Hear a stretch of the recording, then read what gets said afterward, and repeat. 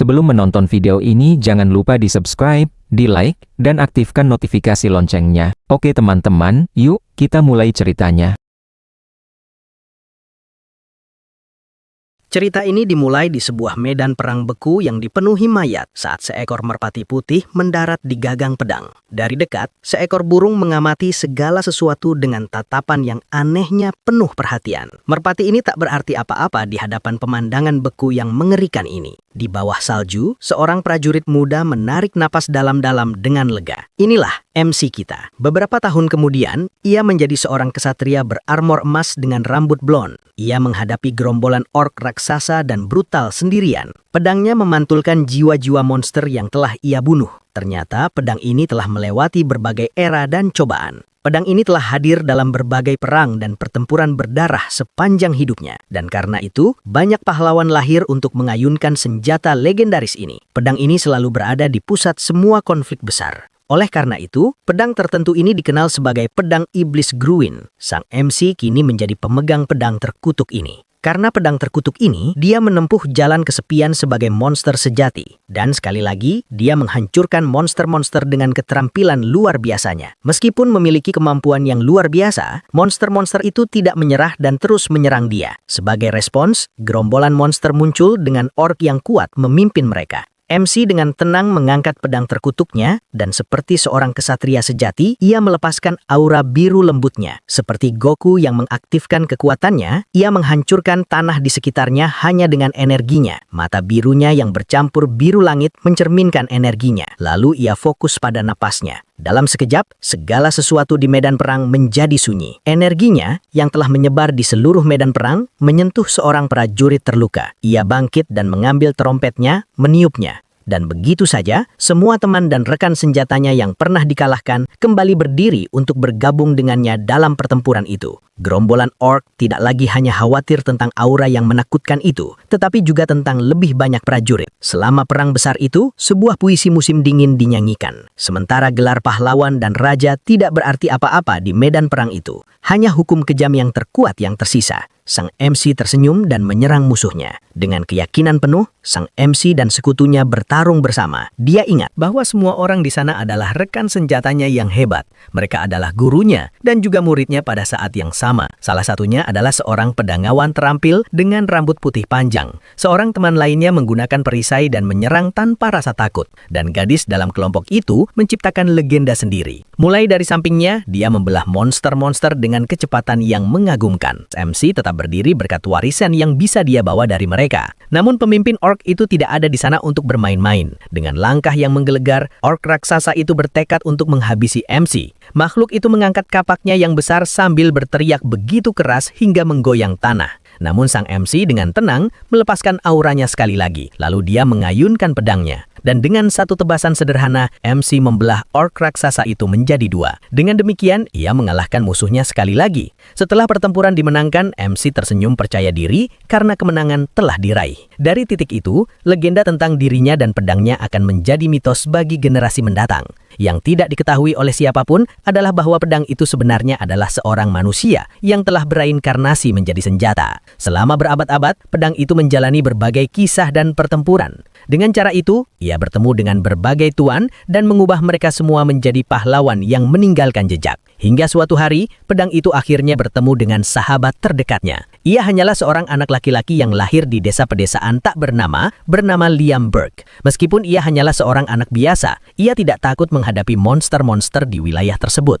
Bersama-sama, pedang dan anak laki-laki itu menjelajahi seluruh dunia dalam pencarian petualangan besar. Dengan ini, mereka menaklukkan prestasi yang tak pernah bisa ditandingi oleh siapapun di dunia. Perjalanan mereka akhirnya membawa mereka ke gunung-gunung beku yang dipenuhi bahaya. Tak lama setelah itu, mereka dihadapkan pada tantangan yang menguji batas kekuatan mereka. Meskipun lelah, Liam Burke tidak berniat menyerah. Dia hanya berlutut sebentar untuk mengambil napas dan melanjutkan. Di hadapannya berdiri seekor naga raksasa dan pertempuran jauh dari selesai. Naga itu mengaum dengan marah, melepaskan energi berwarna pink. Meskipun terlihat seperti kerangka, Liam tetap teguh dalam pertempuran. Makhluk itu menembakkan sinar energi raksasa ke arahnya. Karena itu, pedang Gruin bereaksi dan melepaskan aura birunya. Di hadapan situasi itu, Liam berdiri dan kedua energi bertabrakan. Dengan senyum di wajahnya, Liam Burke memanggil pedang untuk pertempuran akhir. Dan begitu, mereka kembali melepaskan energi mereka yang kuat. Wajahnya menunjukkan tekad yang murni bersama temannya, pedang itu. Dengan gerakan cepat, ia membelah udara, melompat menuju naga. Di atas sana, ia mengayunkan pedangnya untuk serangan terakhir. Pedang itu membelah sisik naga putih dari gunung es. Setelah semuanya, Liam menjadi penguasa sebuah negara besar. Sementara itu, pedang itu menjadi legenda yang dikenal sebagai pembunuh naga. Liam meminta Gruin untuk merawat keturunannya, meneruskannya melalui garis keturunannya. Dan begitu, kesadaran pedang itu kembali ke masa kini. Setelah mengenang masa lalunya yang megah, MC terbangun dari kenangannya oleh suara yang mengganggu. Ia bertanya-tanya apa yang sedang terjadi. Tiba-tiba, dia merasa pusing saat seseorang mengguncangnya dengan kekuatan besar. Gruin merasa kesal, bertanya-tanya siapa yang berani melakukan ini. Suara sombong berteriak bahwa mulai sekarang dia adalah pemilik baru pedang itu. Ternyata, itu adalah Pangeran Manja. Menghadapi situasi itu, para penjaga mencoba menghentikan bangsawan muda itu. Mereka memohon padanya untuk mengembalikan senjata suci itu ke tempatnya. Gruin terkejut mendengar bahwa tuan barunya adalah seorang pangeran. Anak gemuk itu berteriak pada para penjaga, mengatakan dia bisa menyentuh apapun yang dia inginkan. Dia tidak peduli dengan aturan kerajaan. Gruin tidak percaya dengan adegan memalukan yang dibuat oleh anak gemuk itu. Karena itu, dia memutuskan untuk menggunakan kemampuan analisanya untuk menganalisis anak itu. Aura ungu segera melingkupi pedang. Layar menampilkan nama anak itu adalah Adrian Liam. Dia berusia 16 tahun dan penuh dengan kelemahan mengerikan, tanpa bakat sama sekali. Gruin terkejut melihat bahwa keturunan temannya adalah orang yang benar-benar baik. Tanpa alasan, Adrian hampir tidak bisa memegang pedang. Pangeran berpikir bahwa dengan pedang legendaris di tangannya, tidak ada yang akan meremehkannya lagi. Gruin berpikir bahwa anak itu adalah orang bodoh menyedihkan yang hanya mengoceh omong kosong. Adrian memohon kepada pembunuh naga besar untuk meminjamkan kekuatannya, tetapi pedang menolak membantu orang seperti dia. Dalam keputusasaan, bangsawan muda itu berteriak nama pedang dengan sekuat tenaga. Dari sana, anak itu mulai mengayunkan pedang tanpa kendali sama sekali. Semua pelayan terkejut oleh adegan berbahaya itu. Adrian berteriak pada penjaga untuk diam dan tidak memberi perintah padanya. Dengan itu, dia kehilangan keseimbangannya sambil berkata bahwa dengan kekuatan Gruin, tidak ada yang akan meremehkannya. Dalam momen amarah itu, anak itu sepenuhnya kehilangan keseimbangannya dan mulai jatuh ke depan. Di hadapan situasi itu, dia menatap bilah pedang, tidak mengerti apa yang terjadi. Sejenak kemudian, pedang itu secara tidak sengaja menembus tubuhnya. Semua pelayan dan penjaga merasa sangat panik melihat pemandangan yang tak terduga itu. Salah satu pelayan perempuan begitu terkejut hingga hampir tidak percaya dengan apa yang dilihatnya. Sementara pangeran tergeletak di tanah, para penjaga segera berteriak memanggil dokter kerajaan. Gruin merasa bingung karena anak laki-laki itulah yang terluka oleh pedang. Dari sana, penglihatannya tiba-tiba mulai kabur dan buram. Untuk pertama kalinya dalam hidupnya sebagai pedang, Gruin hampir pingsan. Ternyata, dengan Adrian di tahta, kerajaan tidak akan memiliki masa depan karena dia tidak memiliki bakat. Dia hanyalah seekor babi malas dan kasar yang dikenal sebagai pangeran pertama. Dia seperti awan gelap, tetapi setelah kecelakaan, rumor aneh mulai beredar. Para pelayan berkomentar bahwa Pangeran Adrian bertingkah berbeda dan tidak lagi membuat masalah seperti sebelumnya. Mereka bergosip, pangeran pasti malu. Seorang lain berpikir dia hanya diam karena takut dan akan segera kembali normal. Tetapi pada kenyataannya, Pangeran Adrian tidak peduli dengan rumor-rumor itu. Gruin terkejut karena telah membunuh keturunan temannya dan mengambil tubuhnya. Tiba-tiba, seorang pelayan mengumumkan bahwa Yang Mulia Raja telah tiba. Dia meminta dia untuk bergegas dan merapikan pakaiannya untuk menyambutnya. Gruin mengeluh mengapa pria itu muncul sekarang.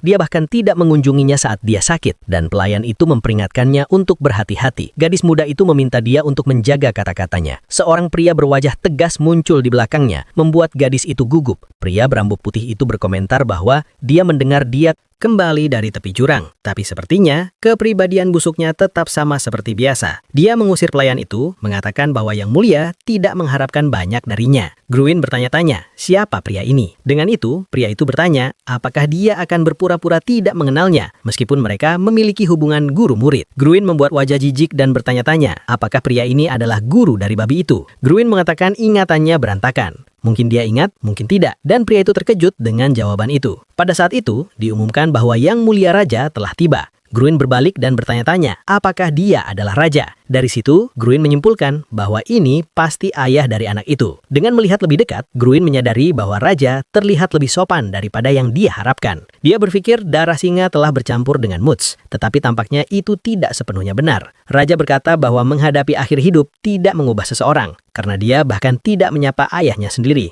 Guru kemudian memberitahu Yang Mulia bahwa ingatan pangeran tidak stabil dan semua orang menjadi khawatir. Dari sana kita melihat pangeran terbaring di tempat tidurnya, sementara seorang dokter memeriksanya dengan cermat. Dokter melaporkan kepada raja bahwa dia tidak menemukan masalah fisik apapun pada Yang Mulia. Dia menyarankan mungkin itu gejala sementara akibat trauma psikologis yang dialaminya. Raja bergumam tentang kehilangan ingatan, dan Gruin bertanya-tanya apakah dia mencurigai sesuatu. Dengan tatapan jijik, raja menemukan seluruh cerita ini sangat menguntungkan bagi putranya. Dia berteriak, bertanya apakah dia berpikir segala yang dia lakukan akan hilang begitu saja dengan amnesia. Raja memberi ceramah bahwa terkadang orang membuat kesalahan, tetapi mereka bisa belajar darinya agar tidak mengulanginya. Tapi dia marah dan berteriak pada putranya, mengatakan bahwa dia hanya lupa segala yang dia lakukan. Karena itu, sejak semuanya dihapus, dia belum mengambil langkah apapun untuk menjauh dari masa lalunya. Dia berteriak bahwa putranya tidak akan pernah berubah. Sementara seorang penjaga meminta Yang Mulia untuk tenang, Gruin memikirkan kekacauan yang dia buat, karena dia bahkan tidak diperlakukan seperti manusia. Dia merasa kesal dan bertanya-tanya, apa yang sebenarnya dilakukan anak asli itu dengan ayahnya, hidupnya. Tiba-tiba, Tuan memanggilnya dengan nama Adrian, dan Grangwin benar-benar terkejut.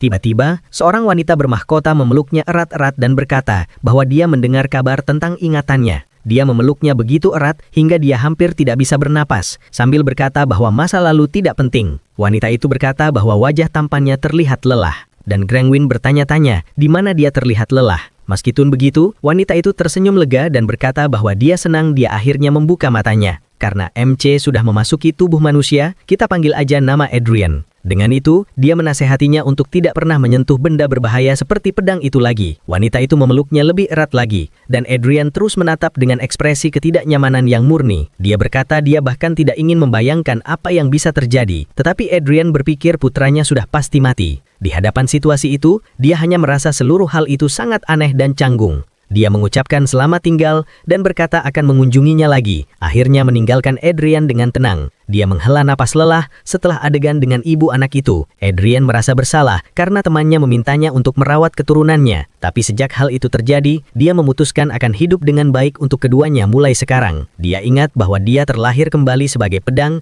dan menghabiskan seluruh hidupnya membersihkan kekacauan orang lain.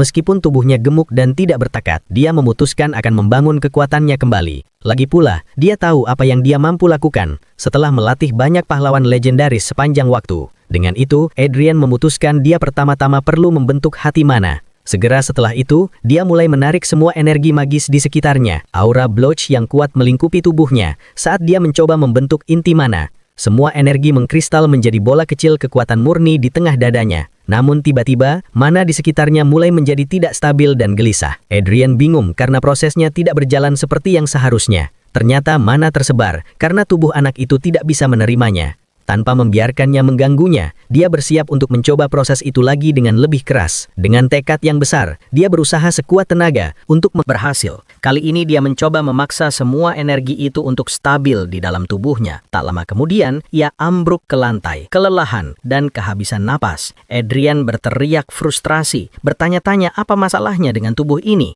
Ia tidak bisa memahami mengapa rencananya terus gagal dengan menyedihkan. Ia mengeluh bahwa jika ia memiliki tubuh yang lebih baik, ia bisa memaksa mana masuk tanpa masalah. Pada saat itu, seorang wanita masuk ke ruangan dan meminta izin dari Yang Mulia. Pelayan itu mengatakan bahwa itu adalah ramuan dari ratu dan sangat bermanfaat untuk tubuh. Dengan itu, wanita muda itu memintanya untuk mempertimbangkan ketulusan Yang Mulia. Wanita itu jelas gugup dengan situasi ini dan berharap yang terbaik. Ia mengingat bagaimana pangeran asli adalah orang yang sangat kasar dan selalu melempar barang-barang kepadanya. Tiba-tiba Tiba-tiba, mata Adrian melebar saat dia menyadari ada yang berbeda dengan tonik itu. Di hadapannya, dia melihat mangkuk itu memancarkan aura. Tanpa ragu, Adrian mengambil mangkuk dari nampan, mengejutkan pelayan. Segera setelah itu, dia meneguk seluruh isinya dalam satu tegukan tanpa mengeluh tentang rasanya. Pelayan itu terkejut dan tak bisa berkata-kata melihat sikap pangeran. Dia lalu meletakkan mangkuk kosong di atas nampan dan menyuruh gadis muda itu keluar dari ruangan.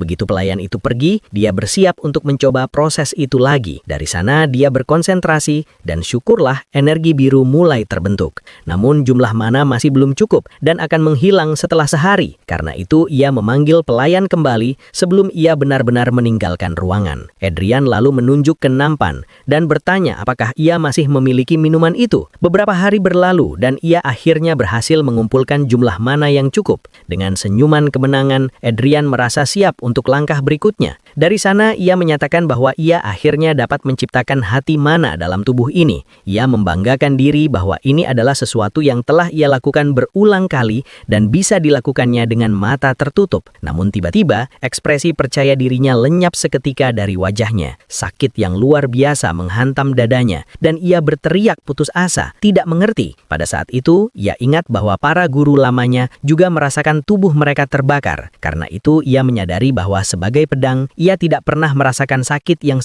sebenarnya. Ia akhirnya menyadari bahwa menciptakan hati mana selalu merupakan proses yang menyakitkan. Meskipun merasakan penderitaan, ia tahu ia tidak boleh pingsan apapun yang terjadi. Karena jika ia pingsan di sana, mana akan menjadi liar dan meledakkan segalanya. Di hadapan situasi itu, ia berkeringat dingin, tetapi berusaha mempertahankan fokus total. Berlutut di lantai, dia berkonsentrasi sekuat tenaga agar tidak menyerah. Dengan itu, dia menggenggam massa mana liar yang mencoba melarikan diri dari kendalinya. Tanpa terburu-buru, dia perlahan mulai mengarahkan energi tersebut ke jalur menuju hati. Dengan usaha besar, dia membentuk energi dan menyuntikkannya ke dalam hati mana barunya. Adrian tetap sepenuhnya fokus agar tidak ada yang lepas kendali dalam proses tersebut. Dengan tatapan penuh tekad, ia merasa prosedur ini hampir selesai. Berlutut di lantai, ia akhirnya tersenyum lega karena semuanya berjalan lancar. Ia merasa bangga karena tidak menciptakan jantung untuk orang lain, tetapi satu yang sepenuhnya miliknya sendiri. Dengan teriakan kegembiraan, Adrian merayakan pencapaian besarnya. Ia sangat senang akhirnya memiliki inti kekuatannya sendiri setelah begitu lama. Namun tiba-tiba, perayaannya terganggu oleh sesuatu yang sama sekali tak terduga. Sebuah jendela status aneh muncul tiba-tiba tepat di depannya. Ia mengenali panel tersebut karena itulah yang ia gunakan untuk mengirim pesan kepada tuannya saat ia masih menjadi pedang. Tak lama setelah itu, beberapa pesan muncul menyatakan bahwa beberapa wewenangnya yang lama telah dipulihkan. Adrian bingung dengan istilah wewenang dan melihat keluar jendela. Mulai saat itu, penglihatannya menjadi jauh lebih tajam daripada sebelumnya. Dia bisa melihat setiap detil daun di pohon itu dengan sempurna, tapi dia juga menyadari bahwa pendengarannya aneh dan tidak tahu mengapa. Dari sana, dia bisa mendengar para pelayan bergosip di luar pintu. Tiba-tiba, dia merasakan sakit yang tajam dan jendela status memperingatkan bahwa mananya telah habis. Adrian akhirnya memahami arti sebenarnya dari istilah sangat terbatas. Dia ingat bahwa saat dia masih menjadi pedang,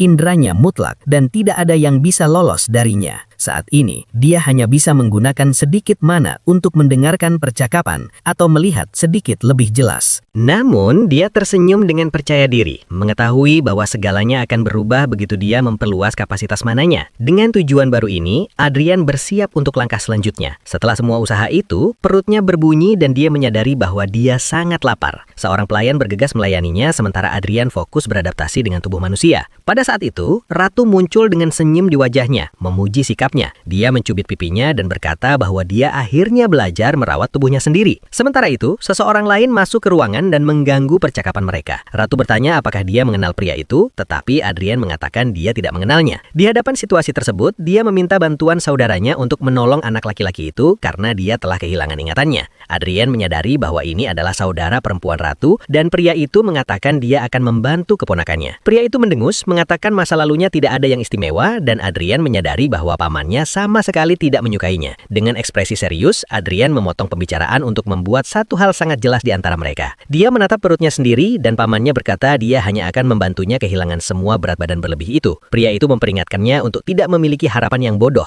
dan Adrian tetap berterima kasih padanya. Di hadapan percakapan itu, Adrian benar-benar bingung dengan situasi tersebut. Dari sana, pamannya menatapnya dengan tatapan tegas dan bersiap untuk memulai latihan. Tanpa peringatan, dia melemparkan Adrian ke tanah dengan kekuatan brutal, membuatnya kehabisan napas. Dia memperingatkan bahwa mulai sekarang, segala sesuatu yang dia lakukan memerlukan izinnya dan untuk melupakan kehidupan sebagai panteran. Pamannya tersenyum dan berkata jika dia berusaha keras, mungkin dia akan mengajarkannya gerakan rahasia keluarga. Pria itu marah mendengar omong kosong itu dari orang yang melatih raja pendiri. Pria itu mengejeknya saat melihat lemaknya bergoyang dan berkata dia pasti sangat frustrasi dengan segala hal. Dengan itu, Adrian bangkit dan menghadapi pamannya untuk mengusulkan taruhan di antara keduanya. Dia menyatakan bahwa dalam 6 bulan, dia akan membuat pamannya mengakui dirinya dan menghancurkan ekspresi sombong di wajahnya. Dengan senyum percaya diri, dia berkata bahwa jika dia gagal, dia akan melakukan apapun yang diperintahkan pamannya tanpa protes. Tapi jika dia menang, pamannya harus mengabulkan satu keinginannya. Dan pria itu menemukan semuanya sangat menarik. Pamannya menerima taruhan itu dan berkata bahwa setidaknya dengan cara ini, dia akan memiliki sesuatu untuk menghibur dirinya dengan keponakannya. Adrian berbicara dengan percaya diri, tapi tubuhnya sudah kehabisan napas. Dia merasa frustasi karena tubuhnya yang lemah tidak bisa menahan sedikit pun usaha fisik. Di hadapan situasi itu, aura biru yang kuat mulai terbentuk di sekitar kakinya. Dia memutuskan untuk menggunakan mananya untuk membakar semua lemak dan memulai latihan yang sesungguhnya. Melihat energi itu, pamannya terkejut dan bertanya-tanya apakah anak itu benar-benar bisa melakukannya. Tanpa berpikir dua kali, dia berlari dan menarik Adrian di bahunya dengan tak percaya. Adrian hanya menatapnya dengan ekspresi tenang sementara mana mengalir melalui tubuhnya. Paman itu berteriak putus asa dan bertanya apakah dia benar-benar berhasil menciptakan seorang pria sejati. Dengan senyuman sinis, Adrian bertanya apakah dia mengacu pada energi itu. Dia menunjukkan kekuatan di tangannya dan bertanya apakah pamannya menyesali taruhan yang mereka buat. Pria itu mengabaikan ejekan itu dan bertanya apa yang dia pikirkan saat menciptakan itu. Dia berteriak ingin tahu di mana anak itu belajar metode itu dan mengatakan dia bahkan tidak menyadari kesalahannya. Adrian benar-benar bingung dengan reaksi berlebihan pamannya. Pamannya lalu mengungkapkan bahwa hati mana adalah teknik murah yang digunakan oleh mercenari tingkat rendah. Adrian berteriak kaget, tidak percaya dengan informasi itu. Dia panik dan berkeringat dingin, berpikir dunianya baru saja berakhir. Paman itu menegaskan bahwa teknik itu level rendah dan digunakan oleh mercenari biasa. Raut wajah Adrian penuh dengan kekaguman murni. Tidak mengerti situasi sama sekali, dia bertanya apa yang dibicarakan pamannya, tapi pria itu berkata lebih cepat untuk memperlihatkannya. Segera setelah itu, paman itu bersiap dan aura mana yang kuat mulai mengelilinginya. Adrian menyadari bahwa mananya berbentuk cincin dan menjadi sangat penasaran. Dari sana, pria itu menyerang boneka latihan dengan serangan energi yang dahsyat. Tampilan kekuatan itu menghancurkan boneka latihan di depannya. Paman itu menjelaskan bahwa rantai mana lebih stabil dan lebih mudah digunakan daripada hati mana.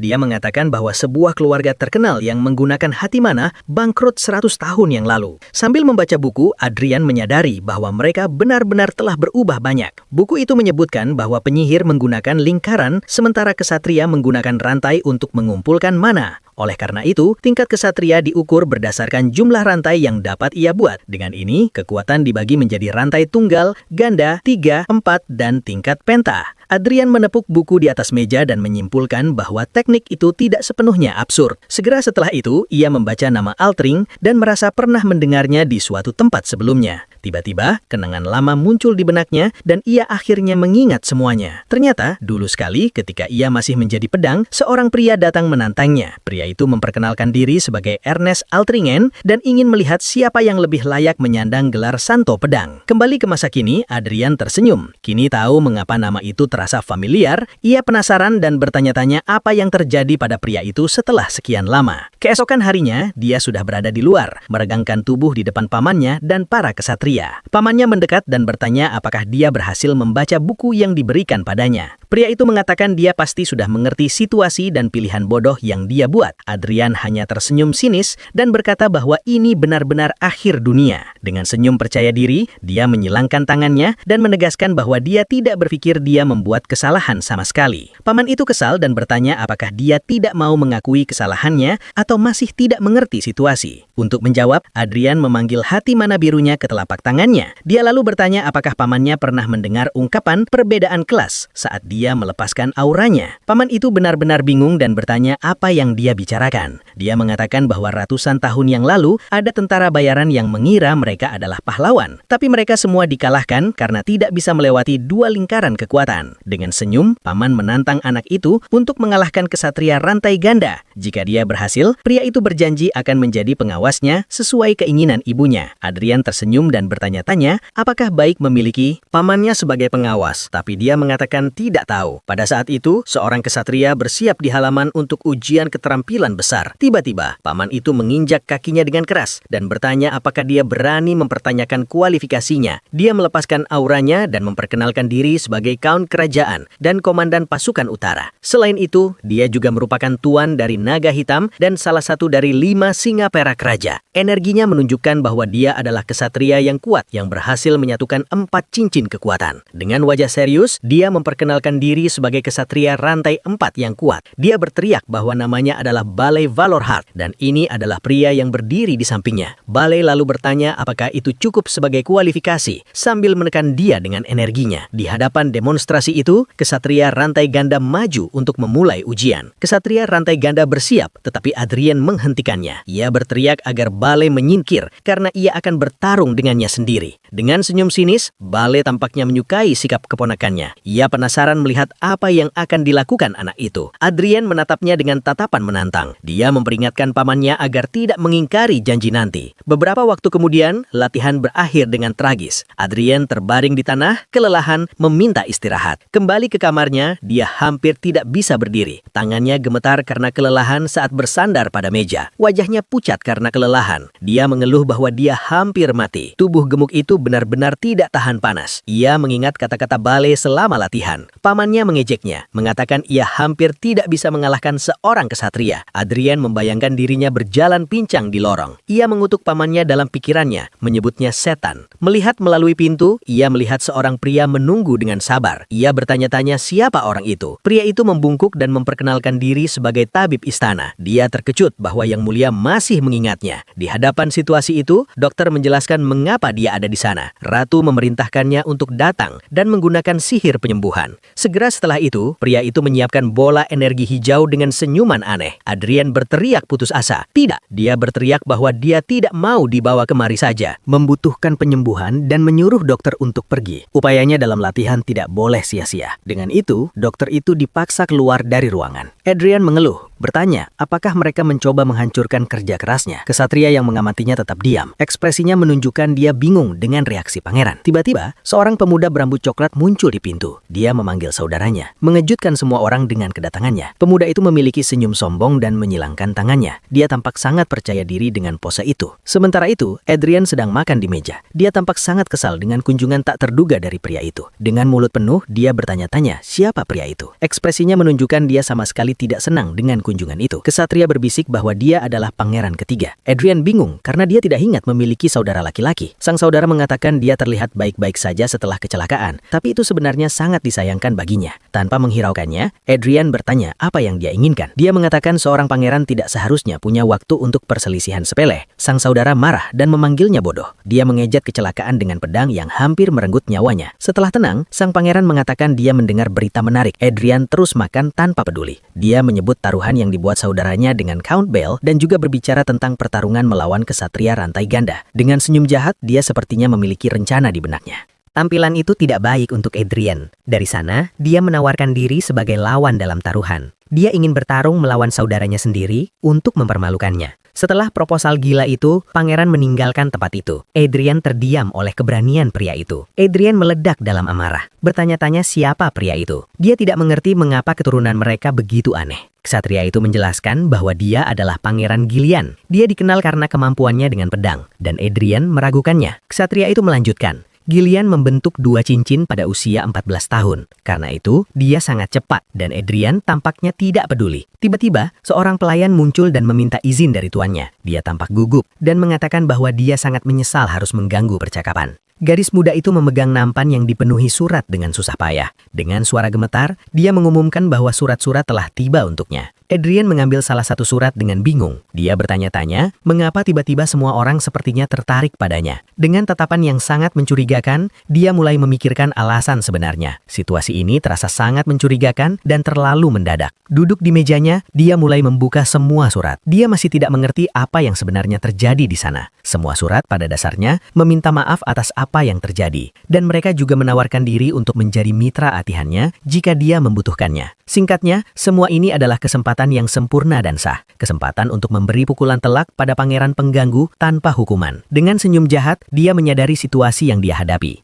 Dia mengerti bahwa kesempatan besar telah terbuka di depannya. Dari sana, dia memanggil pelayan yang masih berdiri di sana. Wanita muda itu merespons, sedikit ketakutan oleh panggilan pangeran. Dengan senyum percaya diri, dia menyuruh gadis itu mencatat nama semua orang. Semua yang mengirim salah satu surat itu kepadanya. Pada hari itu, keesokan harinya di lapangan latihan, sebuah pedang kayu dilemparkan. Pedang itu mendarat dengan bunyi gedebuk kering di tanah tepat di depannya. Adrian menatap pedang itu, tidak mengerti apa yang terjadi. Dia bertanya-tanya apa rencana pamannya kali ini. Bale tiba-tiba muncul dan menyuruhnya mengambil pedang dari tanah. Perintahnya sangat langsung dan tidak memberi ruang untuk pertanyaan. Pamannya menjelaskan bahwa dia perlu mengetahui dasar-dasar pedang. Dia tidak ingin mendengar alasan apapun setelah tempat tidur hilang. Adrian mengambil pedang kayu dari tanah. Dia mengeluh bahwa pamannya bisa saja memberikannya daripada melemparnya. Tiba-tiba, dia merasakan sakit yang tajam di tubuhnya. Dia terkejut karena tidak mengharapkan rasa sakit itu setelah berlatih. Sakit yang tajam itu menyebar ke seluruh ototnya sekaligus. Dia berteriak dan menyadari bahwa ada yang sangat salah dengan tubuhnya. Melihat adegan itu, Bale menatapnya dengan curiga. Dia lalu bertanya apakah mungkin anak itu tidak menerima sihir penyembuhan. Adrian bingung dengan pertanyaan pamannya. Bale mengatakan bahwa sebagai seorang kesatria, dia seharusnya tahu jawabannya dengan baik. Paman itu menjelaskan bahwa sihir penyembuhan menghambat pertumbuhan otot. Sihir itu hanya mengembalikan tubuh ke kondisi semula sebelum terluka. Dengan wajah serius, dia memastikan bahwa dia benar. Adrian menyadari bahwa memecat dokter adalah keputusan yang tepat. Dari sana, Bale mengatakan bahwa itu bukan yang ingin dia bicarakan hari ini. Dia berbalik dan bersiap untuk memulai pelajaran yang sebenarnya. Pria itu memperingatkannya untuk memperhatikan gerakannya dengan seksama. Ia tidak berniat menunjukkan teknik itu kepada keponakannya berulang kali. Segera setelah itu, ia mendemonstrasikan teknik pedang kerajaan.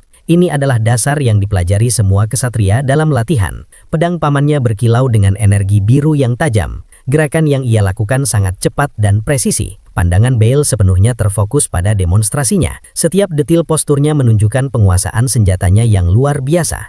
Dengan kecepatan yang mengesankan, dia melakukan beberapa tebasan. Energi dari pedangnya meninggalkan jejak cahaya dimanapun ia lewat. Gerakannya begitu cepat hingga terlihat seperti kabut biru. Dia bergerak dengan kelincahan yang tidak tampak manusiawi sama sekali. Ia mengakhiri urutan gerakan dengan serangan yang kuat dan sangat elegan. Demonstrasi tersebut menunjukkan betapa terampilnya ia sebenarnya. Dengan pedangnya terangkat, ia mengakhiri pertunjukan kekuatannya. Energi biru di sekitarnya menunjukkan penguasaannya yang luar biasa. Segera setelah itu, ia melakukan serangan ke bawah yang kuat. Gerakannya begitu cepat hingga sulit diikuti oleh mata. Dampak serangan tersebut menciptakan gelombang kejut yang retak tanah. Kekuatan gerakan sederhana itu sungguh mengesankan.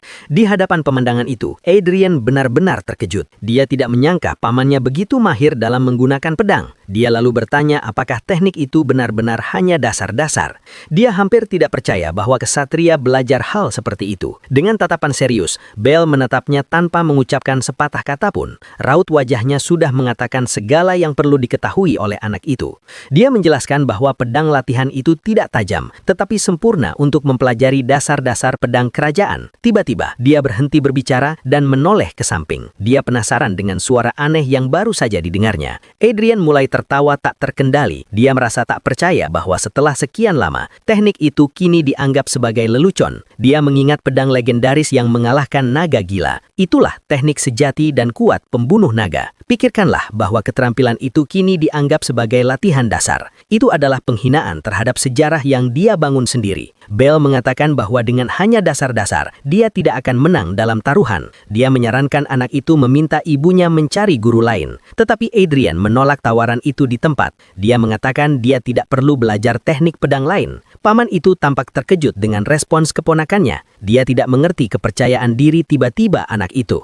Di hadapan situasi itu, dia hanya menyuruh anak itu melakukan apa yang dia inginkan. Adrian lalu menggenggam gagang pedang dengan erat. Dari sana dia mulai mengayunkan pedang dengan sekuat tenaga. Gerakannya canggung tapi dipenuhi tekad aneh. Dia mencoba meniru serangan yang baru saja ditunjukkan pamannya. Alasan teknik pembunuh naga menjadi latihan dasar sangat sederhana. Adrian memahami bahwa ini adalah fenomena alamiah meskipun dia benci mengakui kenyataan sedih ini. Ternyata, teknik saat ini kekurangan tekad untuk membunuh naga. Esensi yang membuat keterampilan itu menjadi legenda sejati hilang. Mereka yang meninggalkan hati mana dan melupakan tekad, mereka tidak akan pernah memiliki mata untuk melihat nilai sejati teknik itu. Kembali ke masa kini, Adrian mencoba gerakan itu sekali lagi, tetapi serangannya lemah dan tidak memiliki dampak yang seharusnya. Bale mendekat dan menunjuk kesalahan dalam posisi bertarungnya. Dia menyadari bahwa keponakannya tidak menggunakan kekuatannya dengan benar. Dia menjelaskan bahwa hanya mengandalkan kekuatan lengan saja sia-sia dan bertanya apakah anak itu sudah lupa demonstrasi yang baru saja dia berikan.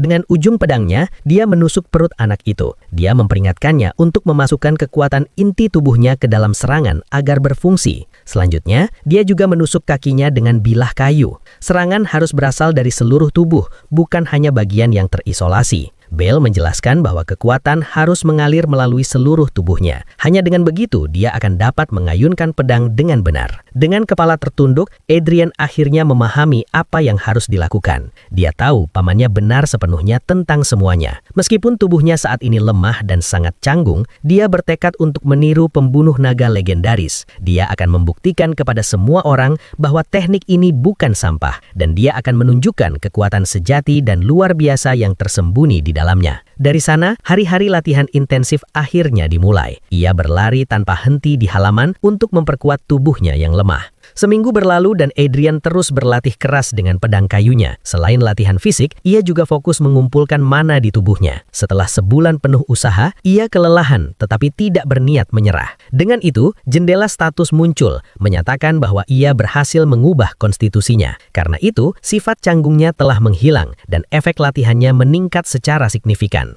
Energi biru yang kuat mengalir melalui tubuhnya, menunjukkan kemajuan besarnya dalam mengendalikan mana. Konstitusinya telah berubah, dan gangguan sensitivitas mana yang dideritanya akhirnya menghilang selamanya. Kini, ia mengayunkan pedang dengan jauh lebih alami dibandingkan sebulan yang lalu. Setiap hari yang berlalu, ia merasa lebih kuat daripada hari sebelumnya. Dengan senyum yang penuh tekad, ia mengejar kesempurnaan dalam setiap gerakan yang dilakukannya. Tiba-tiba, suara marah berteriak, memerintahkannya untuk menghentikan latihan segera. Serangan anak itu menghancurkan pedang kayu Adrian menjadi beberapa potongan. Di bawah hujan, ia berhadapan dengan kesatria misterius sementara Bale hanya menonton adegan itu. Karena benturan itu, tangan Adrian mulai berdarah banyak. Darahnya menetes ke tanah basah saat ketegangan meningkat di antara keduanya. Adrian menoleh ke samping dan bertanya apakah itu benar-benar pamannya. Matanya menunjukkan tekad yang tak tergoyahkan. Bahkan di bawah hujan deras, ia mengingat sambaran petir yang menghantam boneka latihan tepat di depannya. Petir itu begitu kuat hingga menghancurkan target kayu sepenuhnya. Terkejut, ia merasakan sensasi aneh menjalar di seluruh tubuhnya. Bale berteriak padanya, menyebutnya bodoh karena berlatih di hari seperti ini. Dengan marah, pamannya mencengkram kerah bajunya dan menatapnya dengan tatapan murka. Tangannya terluka parah akibat latihan intensif itu. Sebuah jendela status muncul, mengatakan bahwa dia telah membangkitkan sifat baru konsentrasi super. Menghadapi situasi itu, dia hanya tertawa karena rencananya berhasil pada akhirnya.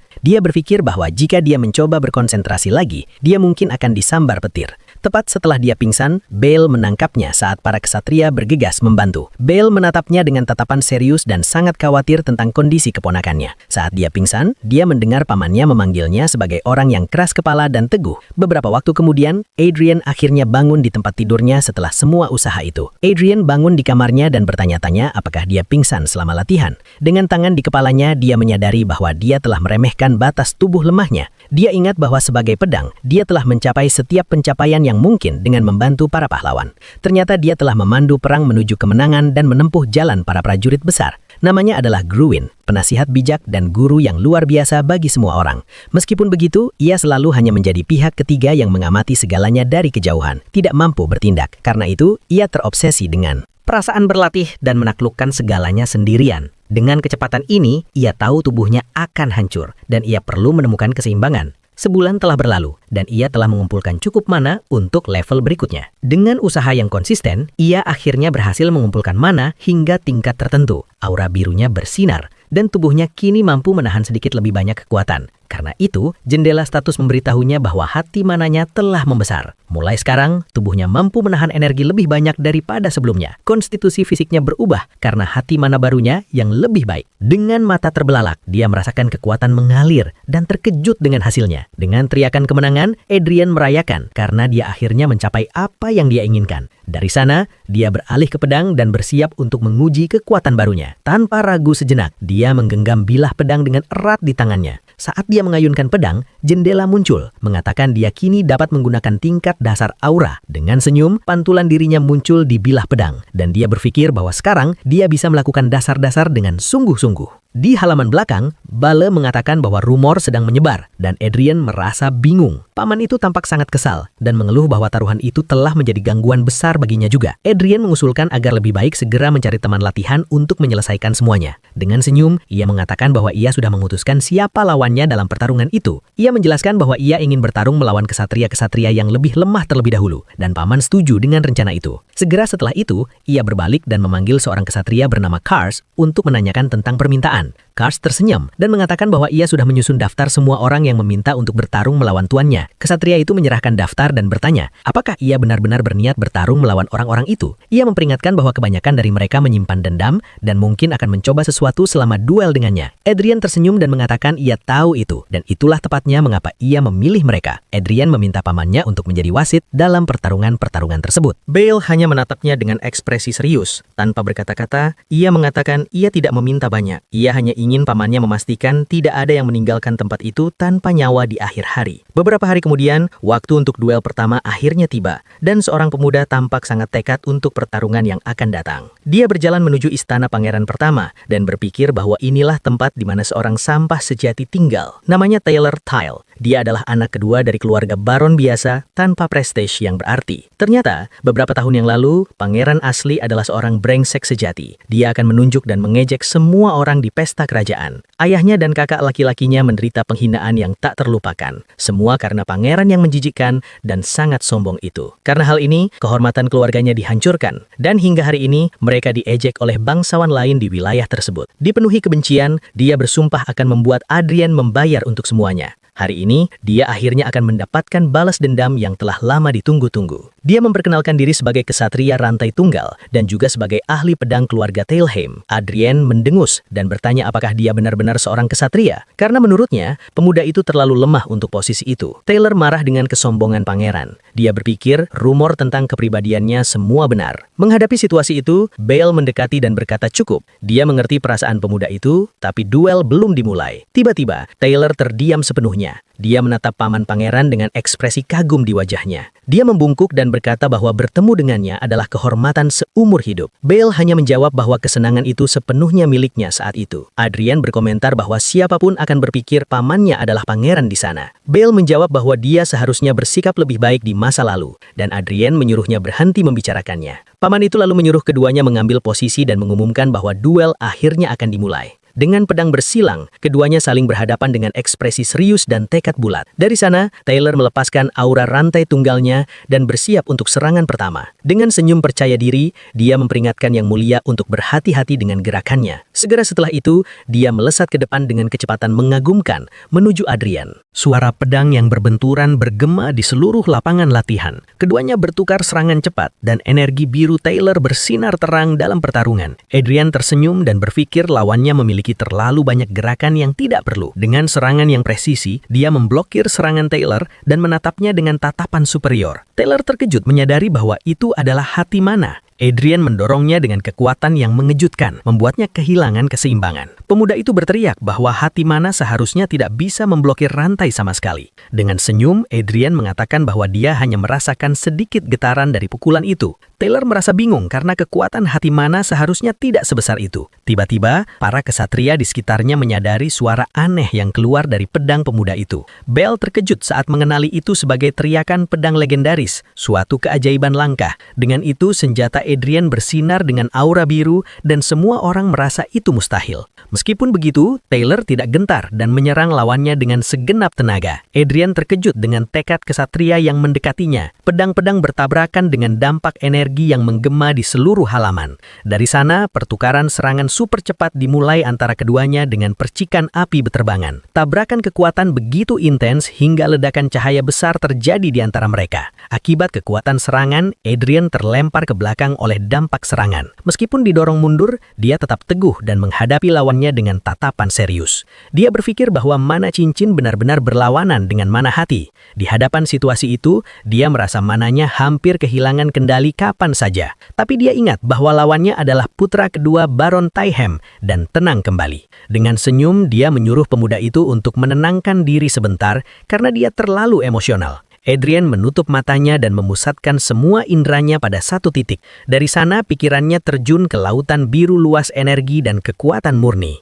Dengan tatapan tekad, ia mengulurkan tangannya dan bersiap untuk membangkitkan kekuatan sejatinya. Ia memanggil esensi pedang iblis yang telah disebut dengan berbagai nama. Dengan itu, ia menyentuh bilah pedang yang merupakan bagian tak terpisahkan dari jiwanya sendiri. Pada saat itu, kehendak naga pembunuh yang tertidur akhirnya terbangun di dalamnya. Ini adalah kenangan dan esensi hati yang dibentuk hanya untuk membunuh naga. Sebuah jendela status mengumumkan bahwa hati naga pembunuh telah berhasil diaktifkan. Karena itu, matanya kini bersinar dengan cahaya merah yang intens dan berbahaya. Ia melepaskan kekuatan sejati pedang yang dibentuk dengan tujuan tunggal untuk membunuh naga. Energi hatinya menyatu dengan bilah pedang dan menciptakan aura naga yang menakutkan. Taylor benar-benar ketakutan dan bertanya-tanya apa sebenarnya energi besar itu. Di hadapan pemandangan berbahaya itu, Bale berteriak putus asa, memerintahkan duel untuk dihentikan segera. Paman Bale menyadari pedang itu terlalu berbahaya, tetapi Adrian hanya tersenyum jahat. Ia ingat bahwa sebelum pertarungan dimulai, ia mengajukan permintaan khusus kepada pamannya, Bale. Dengan senyum, Adrian berkata bahwa jika suatu saat dia terlihat akan melampaui batas,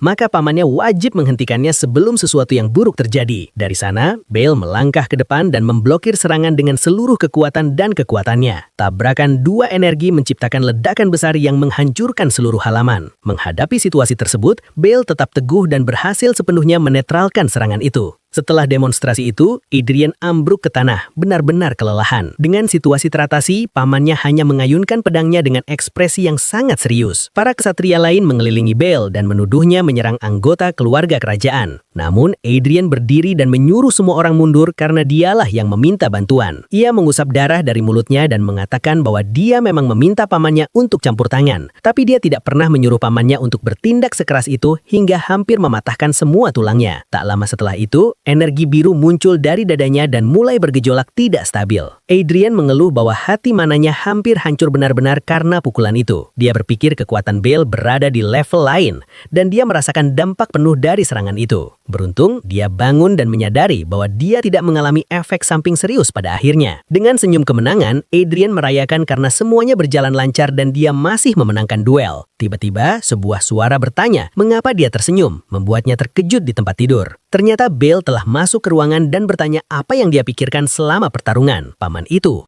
berteriak tentang energi jahat yang dia gunakan dan mengatakan dia tidak pernah mengajarkan teknik aneh itu. Adrian menjawab dengan tenang bahwa dia hanya setia pada esensi sejati pedang. Bale meragukan jawaban itu datang dari seorang anak yang belum pernah melihat pertarungan sungguhan dalam hidupnya. Dari situ, dia memahami bahwa esensi pedang yang disebut-sebut adalah niat murni untuk mengeliminasi lawan. Meskipun dia menemukannya sangat kasar, dia mengakui bahwa ini adalah salah satu dari banyak kebenaran dalam seni pedang. Adrian terkejut dengan jawaban itu karena dia benar-benar tidak mengharapkan itu dari pamannya. Ia berpikir Bale akan memberi ceramah tentang jalan pedang dan kesempurnaan teknik. Namun Bale mengungkapkan bahwa ia bukan ksatria, melainkan prajurit yang mengikuti jalan kemenangan dengan segala cara. Di hadapan pengungkapan itu, Adrian sedikit terkejut dengan kata-kata pria itu. Namun, Bale memperingatkan bahwa pedangnya berlebihan dan bahwa hasrat darah dapat membutakan baik teman maupun musuh. Adrian menjawab bahwa itulah tepatnya mengapa mereka berlatih untuk memperbaiki kelemahan itu. Dengan itu, Bale mengatakan dia akan mengawasi untuk melihat apakah dia akan dimakan oleh setan dalamnya atau tidak. 3 hari duel berlalu dan debu di lapangan latihan akhirnya mulai meredah.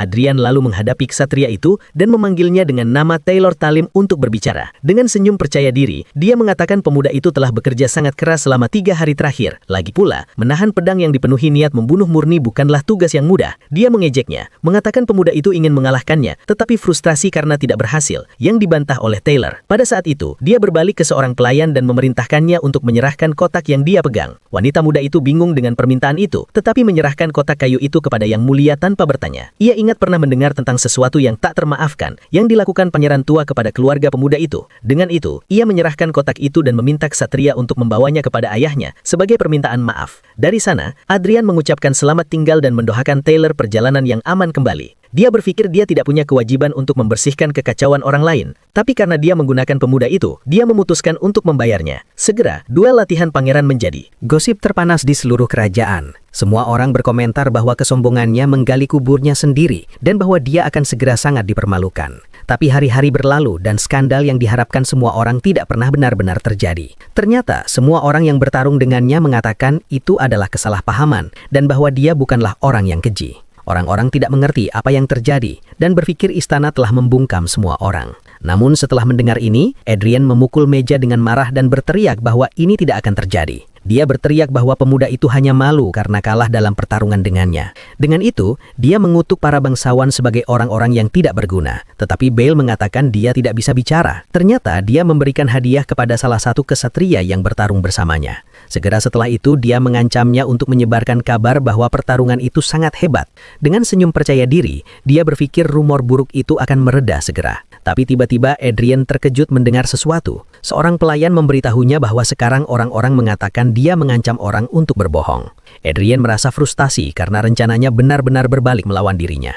Di hadapan situasi itu, dia memutuskan untuk berlatih dan mengabaikan segalanya. Dari sana, dia kembali ke halaman dan mengayunkan pedangnya dengan aura biru. Gerakannya cepat, dan energi dari bilahnya memotong udara dengan kekuatan. Dia fokus sepenuhnya pada melatih kemampuannya dengan pedang. Dengan ini, Adrian berusaha sekuat tenaga untuk menjadi lebih kuat. Pedangnya bersinar dengan energi biru yang intens saat dia berlatih. Dengan hati mananya aktif, Adrian tetap fokus pada latihannya. Dia bertanya pada Kars berapa banyak duel yang tersisa, dan kesatria itu menjawab hari ini adalah yang terakhir. Dengan nafas lega, Adrian menyadari bahwa para murid tidak lagi menantangnya. Namun Kars memperingatkan bahwa setidaknya lawan terakhir adalah kesatria sejati. Dia tidak hanya berlatih teknik keluarganya, tetapi juga bergabung untuk mengasah keterampilan pedangnya. Adrian menjadi tertarik setelah mengetahui dia adalah murid dari Ordo Singa Besi. Nama kesatria itu adalah Arwin Keran, dan dia berjalan menuju lapangan latihan. Para penjaga mengawasinya dan memastikan identitasnya melalui lambang singa besi di armornya. Dia dikenal sebagai bunga di tebing dan mawar berduri yang telah mematahkan hati setiap pria. Dengan langkah yang tegap dan percaya diri, dia mendekati tempat di mana duel akan berlangsung. Para kesatria berkomentar bahwa dia sangat menawan dan bahwa pangeran pasti memiliki pengaruh yang besar. Wanita muda itu terus berjalan dengan ekspresi serius, sepenuhnya fokus pada tujuannya. Pandangannya tidak goyah sedetik pun saat dia bersiap untuk tantangan besar. Di depannya, salah satu kesatria bertanya-tanya apakah tidak lucu jika dia mengalahkan pangeran di depan semua orang. Ternyata kesatria yang dimaksud adalah Arwin Karan, seorang murid dari Ordo Singa Besi yang terkenal. Adrian tidak mengerti mengapa seseorang yang begitu berbakat ingin bertarung dengannya. Kars mengatakan ada kesalahpahaman, tetapi Adrian sudah menyadari bahwa pangeran tua itu memulai perkelahian. Dengan tidak sabar, dia memanggil seorang pelayan dan bertanya apa yang dia lakukan di masa lalu. Wanita muda itu menjadi sangat gugup dan dengan suara gemetar, dia hampir tidak bisa menjawab pertanyaan. Dengan rasa takut yang besar, dia akhirnya mengungkapkan bahwa Yang Mulia telah menghina Arwin dan pemuda itu terkejut. Dia meledak dalam amarah dan menarik rambutnya, berteriak pada pangeran tua karena menjadi gila. Dari sana, kenangan tentang apa yang terjadi pada hari itu kembali membanjiri pikirannya. Pangeran tua dengan senyum menjijikan mendekati Arwin dan mengajaknya menjadi pelayannya. Ia mencoba melingkarkan tangannya di bahu Arwin, tetapi kesatria menghentikannya sebelum ia bisa menyentuhnya. Arwin lalu mengatakan bahwa perintah itu bukan miliknya, dan pangeran menjadi marah karena keberaniannya. Karena itu, ia kehilangan kendali dan memanggilnya makhluk jelek di depan semua orang. Kembali ke masa kini, Adrian mengingat mendengar rumor tentang cerita ini. Dia menyadari bahwa itu semua hanyalah upaya menggoda yang bodoh dari seorang penjahat. Adrian lalu menghadapi Arwin dan berpikir tidak mungkin dia menyebut pangeran tua itu jelek. Arwin menyapanya dan berkata sudah lama mereka tidak bertemu, tetapi dia tampak sama seperti biasa. Adrian menjawab dengan bercanda bahwa dia telah berubah begitu banyak hingga esensinya pun benar-benar berbeda. Malam itu menjadi serius, dan dia berpikir bahwa semua ini adalah karma yang ditinggalkan oleh pangeran tua yang jahat. Tiba-tiba seorang pria penting datang dan diperkenalkan kepada semua orang sebagai Count Valor. Count Valor menatap Arwin dengan ekspresi terkejut dan bertanya-tanya siapa wanita muda itu. Menghadapi situasi itu, dia membungkuk dan memperkenalkan diri sebagai murid kesatria dari Ordo Singa Besi. Dengan itu, sang Count memperingatkannya untuk berhati-hati karena pedang pangeran sangat berbahaya dan beracun. Adrian mengeluh tentang kurangnya netralitas, tetapi pria itu hanya mengabaikannya tanpa peduli. Dari sana, dia memerintahkan keduanya untuk mengambil posisi pertarungan agar duel akhirnya dimulai. Di tengah halaman, sang Count bersiap dan mengumumkan bahwa pertarungan antara keduanya akan segera dimulai. Segera setelah itu, Arwin mengambil posisi pertarungannya dan bersiap untuk serangan pertama dengan auranya. Dengan senyum percaya diri, Adrian penasaran untuk melihat kemampuan jenius singa besi. Dalam sekejap, dia menyerang dengan kecepatan mengagumkan. Pedangnya berkilau, matanya memantulkan serangan gadis muda itu, dan dia mengakui gerakan-gerakan itu cukup bagus untuk seorang murid. Tanpa kesulitan, Adrian memblokir serangan itu, dan benturan energi bergema di halaman. Adrian merasa mananya mengalir terbalik. Tenaga pukulan gadis itu lebih kuat dari yang dia harapkan. Erwin terus menekan dengan tatapan yang sepenuhnya fokus. Dia tidak di sana untuk bermain-main dan ingin memenangkan duel ini dengan segala cara. Dengan itu, dia didorong mundur oleh kekuatan serangannya. Dia hampir tidak bisa berdiri tegak di bawah tekanan itu. Dari sana, pertukaran serangan yang sangat intens dimulai antara keduanya. Pedang-pedang bertabrakan dengan percikan api yang berterbangan di seluruh halaman. Adrian menyadari bahwa dia terbawa oleh ritmenya. Dia lalu memutuskan bahwa ini belum cukup untuk ujian yang sesungguhnya. Kesatria itu terus menyerang dengan aura biru yang kuat. Gerakannya sangat cepat dan penuh dengan kekuatan serangan.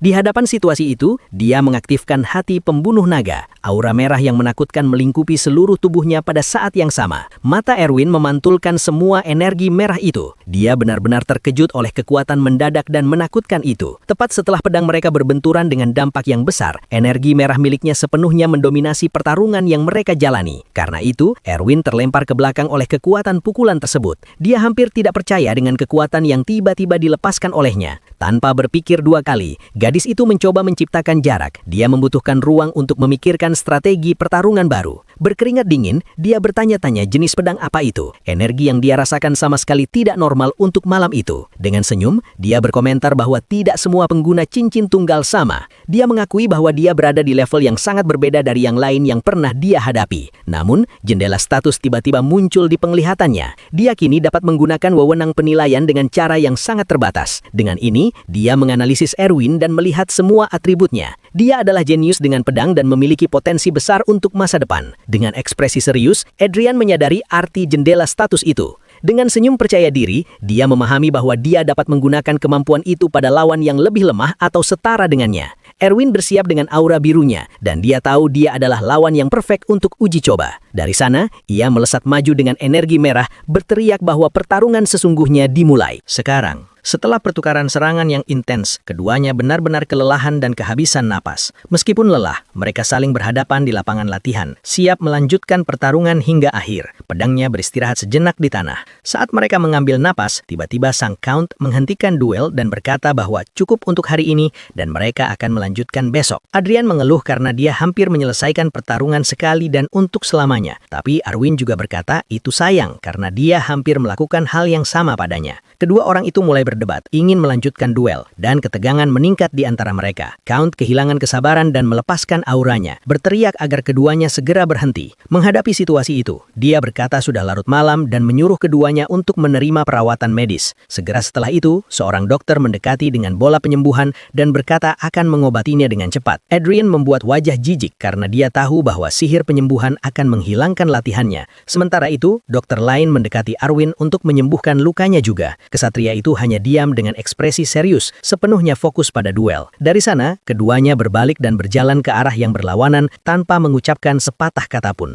Arwin berlari dengan tekad, berjanji pada dirinya sendiri bahwa dia tidak akan kalah dalam pertarungan itu apapun yang terjadi. Duel antara keduanya menolak untuk mencapai kesimpulan yang pasti. Para kesatria berkomentar bahwa ini sudah hari ketiga pertarungan dan mereka sangat terkejut dengan semuanya. Salah satunya mengatakan dia mendengar tentang keahlian Arwin, tetapi pangeran sama sekali tidak ketinggalan. Semua orang di halaman berharap bahwa pada hari ini hasil pertarungan akhirnya akan diputuskan. Sebelum ronde berikutnya, Adrian tersenyum dan mengatakan ada sesuatu yang ingin dia katakan terlebih dahulu. Dengan ekspresi kesal, Arwin bertanya apakah dia tidak akan mencoba meminta maaf sekarang. Dia menatapnya dengan mata ungunya dan memperingatkan bahwa dia tidak akan menerima permintaan maaf darinya. Dia mengerti bahwa dia ingin memulihkan harga dirinya dengan kekuatan sendiri, tetapi mengatakan itu bukan seperti itu. Dengan senyum nakal, dia mengatakan bahwa karena pertarungan begitu intens, seharusnya ada hadiah. Dia mengusulkan agar pemenang diberi keinginan oleh yang kalah, meninggalkan para kesatria dalam keterkejutan. Di hadapan usulan yang tak terduga itu, Arwin hanya diam dan sepertinya sedang memikirkannya. Para kesatria berteriak bahwa usulan itu tidak dapat diterima bagi seorang anggota kerajaan dan meminta dia menarik kembali kata-katanya. Adrian mengabaikan yang lain dan langsung bertanya kepada Arwin tentang pendapatnya tentang taruhan itu. Arwin menjawab bahwa sebagai murid yang setia kepada keluarga kerajaan, dia tidak berani melakukan hal yang tidak sopan seperti itu. Namun dengan senyum percaya diri, dia berkata bahwa jika dia mengizinkannya, dia yakin dia layak menerima hadiah. Dengan aura merah yang aktif, Adrian setuju, mengatakan dia telah memikirkannya dengan baik. Selanjutnya, dia melompat ke depan dan berteriak agar dia tidak menarik kata-katanya setelah semuanya selesai. Pedang-pedang bertabrakan dengan dampak besar saat energi merah dan biru saling berhadapan. Arwin lalu melancarkan serangan horizontal yang kuat dengan pedangnya, melepaskan gelombang energi. Dengan senyum jahat dan mata merah yang berkilau, Adrian bersiap untuk serangan balik. Tak lama kemudian, dia melepaskan serangan vertikal yang masif dengan aura pembunuh naga yang diaktifkan. Kesatria itu terkejut dengan kecepatannya dan berpikir dia tidak berada di level ini sehari sebelumnya. Seekor naga energi merah muncul di belakangnya, dan Arwin bertanya-tanya apakah dia menyembunyikan kekuatannya. Dari sana, pertukaran serangan berkecepatan tinggi dimulai. Keduanya bertarung dengan segenap tenaga. Wanita muda itu berhasil memblokir salah satu serangan, tetapi kekuatan pukulan itu menempatkannya dalam situasi yang sangat sulit. Dampak serangan itu melemparkannya ke belakang, menciptakan awan debu besar dan menghancurkan lantai halaman.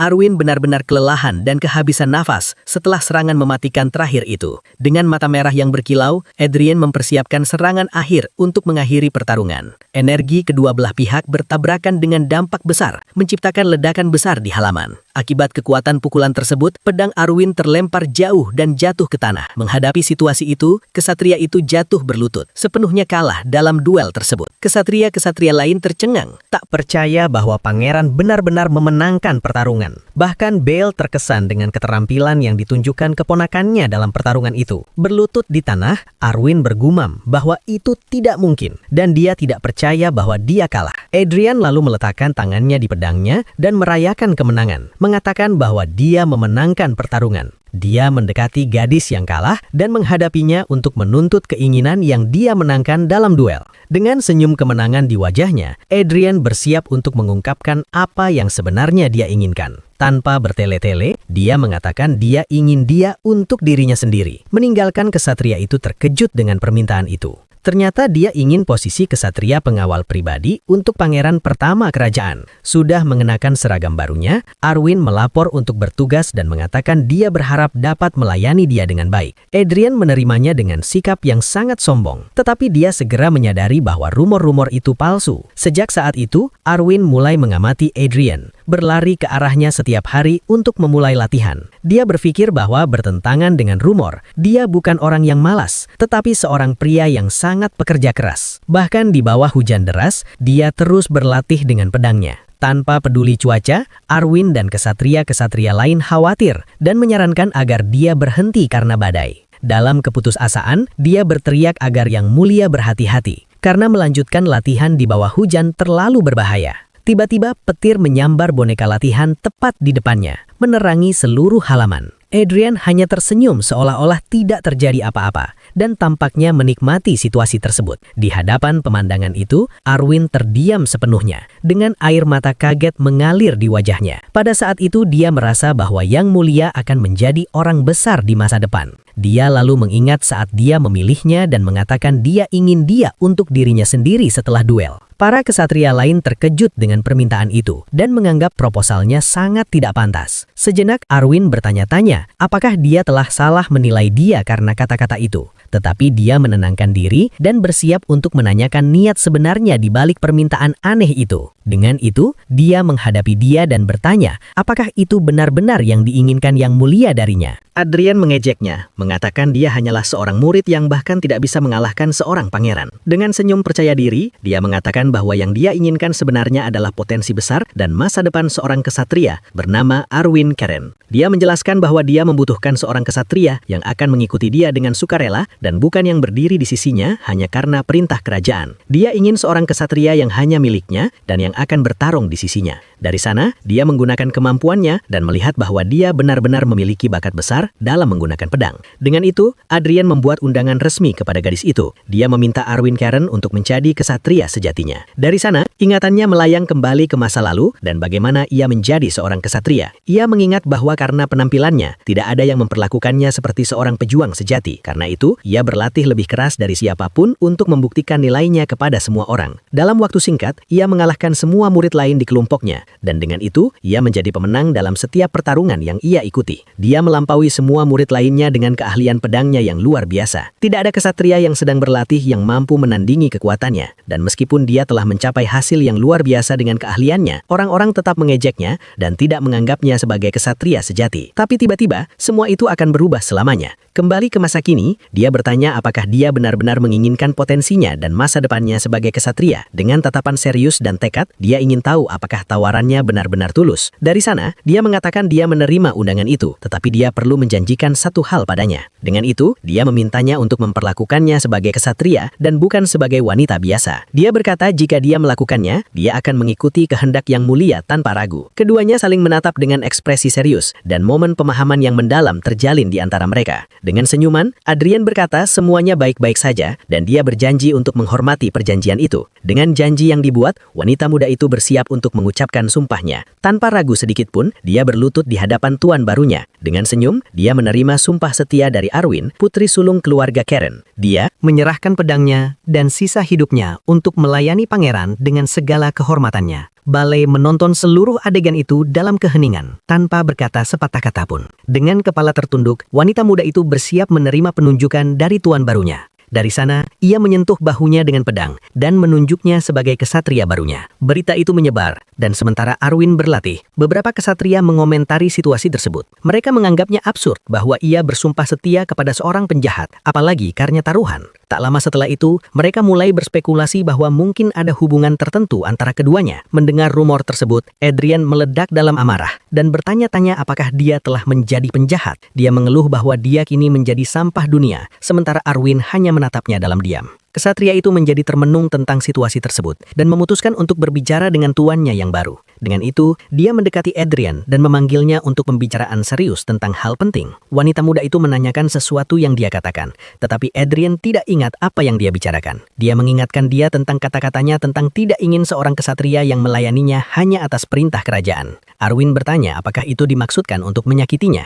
tetapi dia mengatakan bahwa jika perintah kerajaan memanggilnya, dia akan pergi. Dia melanjutkan dengan mengatakan bahwa jika perlu, dia bahkan bisa bersumpah setia kepada orang lain. Kesatria itu lalu bertanya apakah dia akan menerima sumpah orang lain menggantikan sumpahnya tanpa ragu-ragu. Adrian menjawab dengan tegas tidak dan membalikan punggungnya. Dia mengatakan bahwa berlatih dengan kuda malam tidak menyenangkan dan itulah mengapa dia tidak menyukainya. Arwin tertawa dan Adrian mengatakan dia tidak bercanda dan dia serius. Dia menampilkan ekspresi serius dan mengatakan bahwa dia benar-benar memaksud semua itu. Tiba-tiba, sebuah surat tiba dan mengatakan bahwa dia dibebaskan dari penahanan untuk sebuah pesta kerajaan. Adrian bingung karena dia tidak mengerti mengapa penahanannya berakhir sebulan setengah lebih awal. Dia ingat bagaimana raja mengurungnya di istana, seolah-olah dia tidak pernah ingin melihatnya lagi. Dengan itu, dia mengeluh bahwa dia benar-benar tidak mengerti apa yang dipikirkan pria itu. Dia berkata, dia tidak peduli, karena bahkan jika dia meninggalkan istana, dia tidak punya tempat untuk pergi, dan tidak ada orang yang bisa ditemui. Tiba-tiba, pelayan terkejut melihat sesuatu yang tidak terduga dalam salah satu surat. Dia meminta maaf dan berkata, dia secara tidak sengaja melihat undangan yang ditujukan kepada Yang Mulia. Adrian menjadi penasaran dan bertanya-tanya jenis undangan apa itu. Gadis muda itu lalu menyerahkan undangan tersebut, dan surat itu memiliki lambang yang sangat indah. Dia membuka surat itu dan membaca bahwa itu adalah undangan ke klub sosial eksklusif untuk bangsawan muda. Pelayan itu menjelaskan bahwa itu adalah acara sosial yang dulu pernah diikuti oleh Yang Mulia. Adrian bertanya apakah tempat itu aneh, dan wanita muda itu menjadi gugup, tidak tahu harus menjawab apa. Pelayan kemudian ingat bahwa pangeran tua itu adalah seorang playboy sejati dan menjijikkan bagi semua orang. Dengan itu, Adrian merobek surat itu dan berkata dia tidak butuh pertemuan yang tidak berguna karena dia sibuk berlatih. Tapi tiba-tiba, sesuatu dalam undangan itu menarik perhatiannya dan dia berhenti sejenak. Dia menyadari bahwa surat itu dikirim oleh Bernardo dari keluarga LA. Adrian merasa nama itu familiar dan bertanya-tanya, dari mana dia mengenalnya? Dia ingat pamannya pernah menyebut keluarga ini karena mereka jatuh dari kemuliaan 100 tahun yang lalu. Dengan demikian, Adrian mengubah pendiriannya dan berkata, sepertinya dia harus pergi juga. Dan pelayan itu setuju dengan tatapan yang penuh pertimbangan. Dia hanya berharap keluarga itu tidak dalam situasi yang terlalu menyedihkan. 4 bulan telah berlalu sejak dia mulai berlatih dan menurunkan berat badan, dan seorang penjahit memujinya. Pakaian baru itu berwarna hitam dengan hiasan minimalis karena desainnya sederhana. Penjahit itu mengatakan bahwa meskipun sederhana, setelan itu tetap mempertahankan kewibawaan seorang pangeran, dan dia terlihat hebat. Pria itu berkomentar bahwa dia telah kehilangan banyak berat badan, dan ukurannya telah berkurang setengah. Adrian mengatakan bahwa dia juga akan mempercayakan pakaian untuk pesta kepada pria itu, dan pria itu menjadi bersemangat. Dengan senyum, ia memperingatkan bahwa ukurannya akan berubah lagi pada hari pesta. Beberapa hari setelah periode pagi berakhir, ia akhirnya pergi ke klub sosial Tuan Muda. Kereta kuda diiskawat oleh kesatria dan Adrian bersiap untuk acara sosial. Di dalam kendaraan, ia menguap dan mengeluh bahwa menjadi pangeran adalah posisi yang melelahkan. Ia mengeluh tentang pakaian, kereta kuda, dan pengawal karena semuanya sangat menjengkelkan baginya. Tiba-tiba, sesuatu menarik perhatiannya dan Adrian melihat lebih seksama pada pelayan itu. Wanita muda yang duduk di depannya tampak sangat gugup dengan situasi tersebut dan tidak tahu harus berbuat apa. Adrian lalu memperhatikan bekas luka di leher gadis itu dan menjadi sangat penasaran. Pelayan itu mengatakan itu sepenuhnya kesalahannya dan bahwa ia berhak menghukumnya atas kesalahan tersebut. Dengan itu, ia menjadi marah, memikirkan legenda urban yang terus diciptakan oleh pangeran tua. Dia lalu menyadari bahwa dia telah melihat gadis itu selama berbulan-bulan, tapi masih belum tahu namanya. Dari situ, Adrian bertanya langsung apa namanya, membuat gadis muda itu terkejut. Pelayan itu menjawab bahwa namanya adalah Adelia Bayern, dan Adrian benar-benar terkejut. Dia mengenali nama keluarga Bayern sebagai keluarga yang hampir tidak terdaftar dalam daftar bangsawan. Sebuah kenangan muncul, dan dia mengingat masa lalu yang jauh ketika berbagai ras hidup di benua itu. Pada masa itu, manusia yang lemah biasa diburu oleh ras-ras yang lebih kuat. Namun setelah perang panjang, beberapa pahlawan muncul untuk mengakhiri kisah tragis itu. Para penyelamat ini menjadikan manusia sebagai spesies dominan dan dikenal sebagai 5 pemilih. Dan salah satu dari 5 pahlawan besar itu menonjol di antara yang lain. Dia adalah seorang wanita berambut merah yang memanggil Adrian dalam bentuk pedangnya dengan nama Gruin. Dengan pedangnya di tangannya, dia menatapnya dan bertanya apakah dia pernah memikirkan hal yang penting. Menghadapi gerombolan raksasa, dia bertanya apa yang akan mereka lakukan setelah perang akhirnya berakhir. Mata kuningnya bersinar dengan tekad yang murni saat dia bersiap untuk pertempuran besar. Tanpa membuang waktu, pedangnya menghantam tanah dengan dampak yang menghancurkan. Dengan itu, sang prajurit melompat ke udara untuk menghadapi salah satu raksasa dari gerombolan raksasa tersebut. Ingatan itu menunjukkan bagaimana dia mengalahkan raja raksasa dan mengubah sejarah umat manusia selamanya. Dengan demikian, dia dikenal sebagai Markinis Pedang Darah Besi, Agens Bayern yang legendaris. Dengan senyum di wajahnya, dia merasa puas dengan hasil pertempuran besar dan berdarah itu. Di depannya, medan perang dipenuhi dengan mayat-mayat raksasa yang dia kalahkan sendirian. Matanya berkilau dengan cahaya emas saat ia melihat musuh-musuh lain mendekat di cakrawala. Ia berteriak marah pada monster-monster yang terus merayap mencoba menyerangnya lagi. Dengan pedang di tangannya, ia menerjang maju untuk menghabisi mereka semua tanpa ampun. Sang prajurit berteriak penuh kebencian dan mengutuk raksasa-raksasa itu atas tindakan mengerikan dan menjijikkan mereka. Dengan itu, dia menggenggam pedang dengan erat dan bilah pedang bersinar dengan kekuatan biru. Kembali ke masa kini, Adrian menarik rambutnya dan berkata, hanya memikirkannya saja membuat telinganya terasa kotor. Dia kemudian tenang dan berpikir bahwa gadis itu adalah keturunan keluarga Bayern yang legendaris. Adrian bertanya-tanya, apa yang sebenarnya terjadi sehingga keluarganya berakhir seperti itu? Tiba-tiba, seorang penjaga mengumumkan bahwa mereka telah tiba di tujuan, dan dia tampak sangat kesal. Kesatria memerintahkannya untuk keluar, tetapi Adrian tetap tenggelam dalam pikirannya. Dia lalu keluar dari kereta dan mengeluh tentang waktu yang buruk karena terganggu seperti itu. Dengan langkah tegap, dia berjalan menuju pintu masuk klub sosial tanpa menoleh ke belakang. Sebelum masuk, dia berbalik ke arah Adelia dan mengatakan ingin berbicara dengannya nanti. Wanita muda itu benar-benar bingung dengan permintaan mendadak itu dan tidak mengerti apa yang dia inginkan. Segera setelah itu, seorang pemuda berambut perak muncul dan menyapanya dengan antusias. Pemuda itu membungkuk dan memperkenalkan diri sebagai Bernardo dari keluarga LA menghormati dia. Adrian kita melihatnya dan berpikir pemuda itu terlihat seperti preman dan meragukan dia seorang bangsawan. Bernardo di sisi lain berpikir betapa sulitnya bagi pangeran untuk menjadi begitu kurus. Dengan senyum nakal, Adrian tampaknya menikmati pertemuan dengan pemuda itu. Bernardo bertanya apakah dia tidak merasa baik-baik saja, tetapi pemuda itu menjawab bahwa dia senang datang. Dengan itu, dia meletakkan tangannya di bahu Bernardo dan berkata bahwa berkat dia, hari ini akan sangat menyenangkan. Pemuda berambut perak itu menjadi bingung dengan sikap tiba-tiba itu. Di dalam, beberapa bangsawan menceritakan kisah-kisah berlebihan tentang petualangan romantis mereka. Salah satunya membanggakan betapa halusnya kulit seorang gadis muda, sementara gadis itu tampaknya menikmati perhatian itu. Dari sana, kelompok bangsawan melanjutkan percakapan feodal mereka di ruangan mewah. Bernardo merasa semua ini sangat aneh karena pangeran seharusnya sudah mabuk pada saat itu. Namun, Adrian hanya mengamati semuanya dengan tenang sambil memegang gelas di tangannya, dan suasana terasa berbeda. Pada saat itu, seorang bangsawan lain mendekat untuk berbicara dengannya.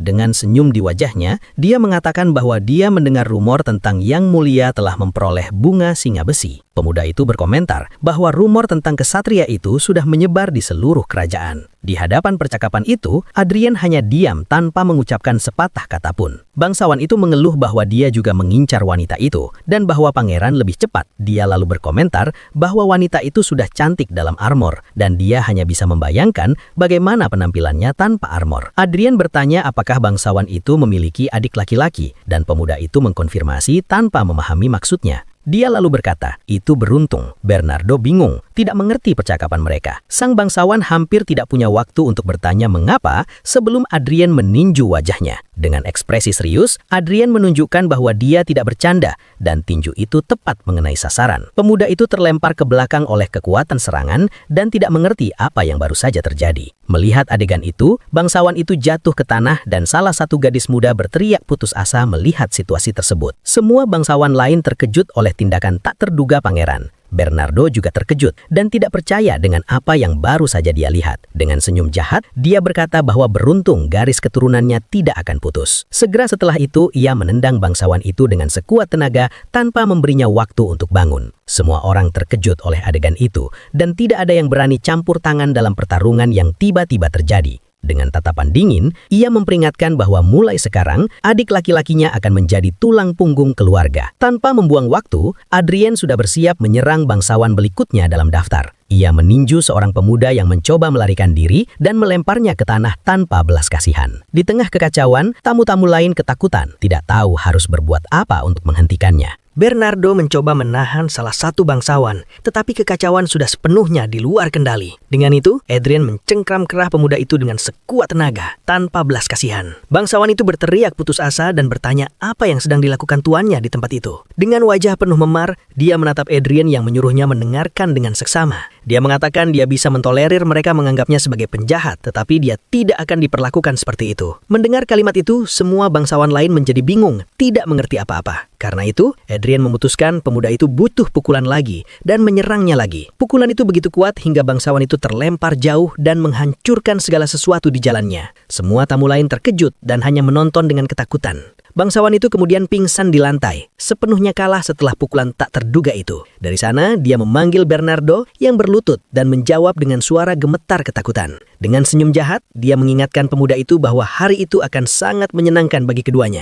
Bernardo ketakutan dan bertanya-tanya mengapa orang gila ini tiba-tiba bertindak seperti itu. Adrian lalu memerintahkan pemuda itu untuk segera memanggil kesatria istana. Tanpa ragu, Bernardo menuruti perintah dan berlari untuk melaksanakannya. Di tengah kekacauan itu, seorang pemuda mencoba melarikan diri, tetapi Adrian menatapnya dengan tatapan dingin dan beberapa bekas luka di wajahnya. Dia mengamati kekacauan yang baru saja dia ciptakan di sana. Dari sana, dia memerintahkan semua wanita untuk meninggalkan tempat itu, dan para bangsawan ketakutan. Seorang pemuda benar-benar lumpuh karena ketakutan, tidak tahu harus berbuat apa dalam situasi itu. Kaki-kakinya gemetar dan dia tidak bisa bergerak sedikit pun karena ketakutan yang dia rasakan. Dengan itu, Adrian menatapnya dengan tajam dan mengatakan bahwa dia yakin telah memerintahkan para wanita untuk pergi. Dia memperingatkan bahwa pemuda itu bisa pergi jika mau, tapi jika dia pergi, dia akan pergi sebagai wanita. Segera setelah itu, dia menginjak dada seorang bangsawan yang tergeletak dan semua orang berteriak ketakutan melihat pemandangan itu. Tamu-tamu lain hanya menonton semuanya dengan ketakutan tanpa berani melakukan apapun. Dia lalu menjelaskan bahwa mereka bahkan tidak repot-repot berlutut dan tidak menunjukkan rasa hormat. Selain itu, ia mengingat bagaimana salah satu bangsawan mengejek mengejeknya secara terang-terangan tanpa rasa malu. Dan untuk memperburuk keadaan, mereka juga menghina kesatria pribadinya tepat di hadapannya. Dengan itu, ia berpaling kepada para penjaga dan bertanya apa tuduhan yang dapat diajukan dalam kasus ini. Salah satu kesatria menjawab bahwa karena mereka menghina kerajaan, hal itu merupakan penghinaan. Di hadapan tuduhan serius itu, para bangsawan menjadi putus asa sepenuhnya tentang situasi tersebut. Kesatria itu melanjutkan dan mengatakan bahwa karena mereka berani merendahkan otoritas mahkota, itu merupakan pengkhianatan. Dari sana, ia meminta kata-kata yang mulia. Ia bertanya, siapa yang diinginkan pangeran untuk ditundukkan pada saat itu? Adrian hanya memberikan senyuman jahat dan sangat puas. Ia sudah memiliki jawaban yang sempurna untuk pertanyaan itu. Dengan tatapan dingin, ia menatap semua bangsawan yang hadir di sana. Tanpa ragu, ia memerintahkan para kesatria untuk menangkap mereka semua. Tak lama setelah itu, Adrian dipanggil ke ruang tahta. Raja mengatakan ia telah membuat keributan begitu masa percobaannya berakhir. Raja berteriak marah bahwa 14 anak bangsawan telah dibawa pergi. Ia menuduh putranya menggunakan segala alasan yang bisa ia temukan untuk melawan mereka. Adrian hanya menatapnya dengan ekspresi bosan. Raja bertanya, apakah ia tahu apa yang baru saja ia lakukan? Raja berpikir putranya harus dihukum karena menggunakan wewenang kerajaan. Tetapi dengan 14 keluarga terlibat, reaksi mereka tidak bisa diabaikan. Dengan senyum, Adrian bertanya apakah ayahnya khawatir? Ia ingin tahu apakah raja takut dengan reaksi keluarga-keluarga tersebut? Ia menjelaskan bahwa para bangsawan itu adalah orang-orang terbuang di rumah mereka sendiri. Mereka adalah orang-orang gagal yang hanya akan membawa malu bagi keluarga mereka. Dengan senyum jahat, ia menyarankan agar raja mengirim surat. Raut wajahnya menunjukkan ia memiliki rencana yang matang. Raja bertanya untuk siapa surat-surat itu ditujukan, dan pemuda itu memprovokasinya. Ia mengatakan ada orang-orang yang lebih mampu menangani keributan internal. Dengan senyum percaya diri, ia mengungkapkan rencana jeniusnya. Ia menyarankan raja mengirim surat-surat itu kepada saudara-saudara para penjahat yang ditangkapnya.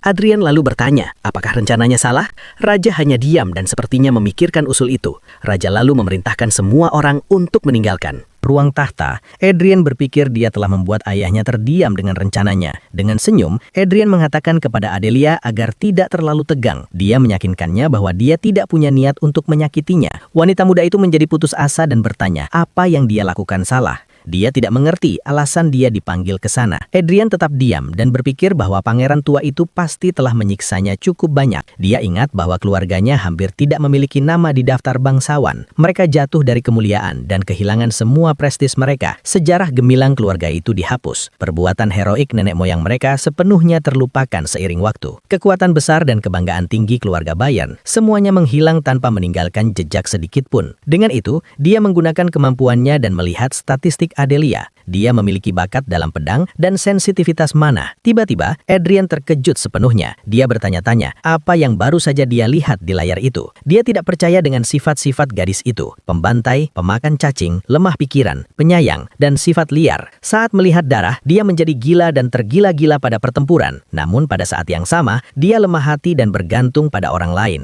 Adrian menarik rambutnya dengan frustasi. Dia menyadari gadis itu memiliki bakat yang tak tertandingi, tapi tidak ada sifat yang bisa mengendalikan kegilaannya. Dia bertanya-tanya, apakah benar-benar tepat untuk melepaskan kegilaan itu ke dunia? Ide itu membuatnya ketakutan dan bingung harus berbuat apa. Di hadapan situasi itu, dia hanya menatap pelayan itu dalam diam. Keputusan yang harus dia ambil bukanlah hal yang mudah. Meskipun begitu, dia memutuskan setidaknya harus mencoba. Kesempatan untuk membangkitkan kekuatan sebesar itu tidak boleh diabaikan. Lagi pula, dia memiliki bakat pedang peringkat S, dan itu adalah sesuatu yang tidak bisa dia biarkan begitu saja tanpa mencoba. Namun Adrian menyadari, ada sifat yang bisa dia manfaatkan. Sifat pelayanannya membuatnya merasa bahagia melayani tuannya dengan sepenuh hati. Dari situ, dia memanggilnya dengan nama Adelia Baron. Dengan wajah serius, dia memerintahkan gadis itu untuk bersumpah setia padanya. Adelia terkejut dengan permintaan yang tak terduga itu. Dia tidak mengerti apa yang dimaksud oleh tuannya. Dia menjelaskan bahwa itu berarti dia akan menjadi kesatrianya, dan dia menuntut agar dia mengambil sumpah di sana, tanpa ragu-ragu. Wanita muda itu jatuh berlutut, putus asa dengan situasi itu. Dia mengatakan bahwa ini bukan sesuatu yang bisa dia tangani dengan mudah.